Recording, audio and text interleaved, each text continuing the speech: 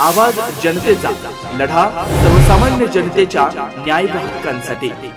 मालेगाव तालुक्यातील डोंगराळ येथील सुवर्णकार समाजातील एका 3.5 वर्षीय चिमुकलीवर गावातील क्रूरता व राक्षसी प्रवृत्तीच्या 24 वर्षीय नराधम विजय खैरनार या नराधमानं अत्यंत क्रूरपणे अत्याचार करून निर्घृण खून केला। तिचा देह छिन्नविच्छिन्न अवस्थेत मिळाला असून या घटनेचा सकल सुवर्णकार समाजाच्या वतीनं निषेध करून नायब तहसीलदार चंद्रशेखर कुलथे व पोलीस निरीक्षक रामकृष्ण कुंभार यांना निवेदन दिलं। यावेळी कोपर गावातील सर्व सराफ व सुवर्णकार व्यावसायिक आपापले व्यवसाय बंद ठेवून या घटनेचा त्यांनी निषेध केला।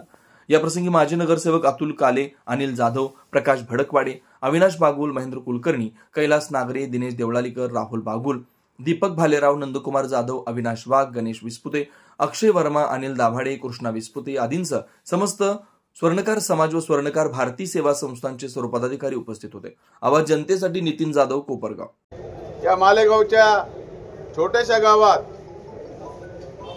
ती चिमुकडी जिचं नाव यज्ञा दुसाने ती आपल्या घरामध्ये खेळत असताना त्यांच्या घराच्या शेजारी ओळखीचा असलेला जो व्यक्ती आहे त्याचं वय 24 आणि अशा नराधमानं त्या चिमुकलीला आपल्या घरातून खाऊचं आमिष दिलं आणि तिला गावात असलेल्या एका छोट्याशा पडक्या इमारतीमध्ये नेऊन तिच्यावर अन्वित असे अत्याचार केला।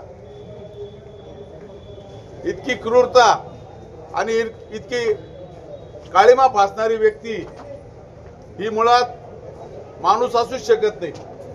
तिच्यामध्ये त्या व्यक्तीमध्ये असलेले राक्षसी जे काही गुण आहे ते त्या ठिकाणी निदर्शनास आले। तो नरधाम इतका जात्यांध झालेला होता की त्या अवघ्या 3.5 वर्षाची कोवळी बालिका आमची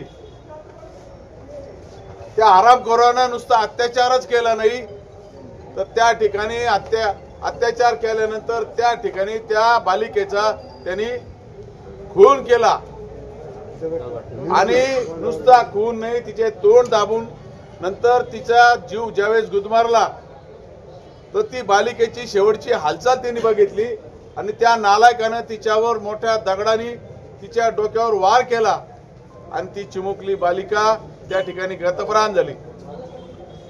अशा नीच प्रवृत्तीचा दिवसेंदिवस माज वाढत आहे। प्रशासनाचा धाक, समाजात असलेल्या विचारांची प्रवृत्ती आणि या मोबाईलच्या घाणेरड्या युगात असे अत्याचार वाटत आहे। आज आम्ही समाज बांधव फक्त आमच्या ती समाजाची मुलगी आहे, समाजाची कन्या आहे म्हणून आलेलो आहे। देशातील राज्यातील विविध भागात असे अत्याचार बालिकेंवर रोजनरोज वाढतात, ते बंद झाले पाहिजे। याच्यासाठी प्रशासनाने कठोर असे कारवाई करून याचा बंदोबस्त केलाच पाहिजे। परंतु बंधूंनो आपल्याला माहिती आहे नवनवीन घडामोडी आणि सत्य बातमी पाहण्यासाठी आजच आमच्या YouTube चॅनलला सबस्क्राइब करा, शेअर करा आणि लाईक नक्की करा।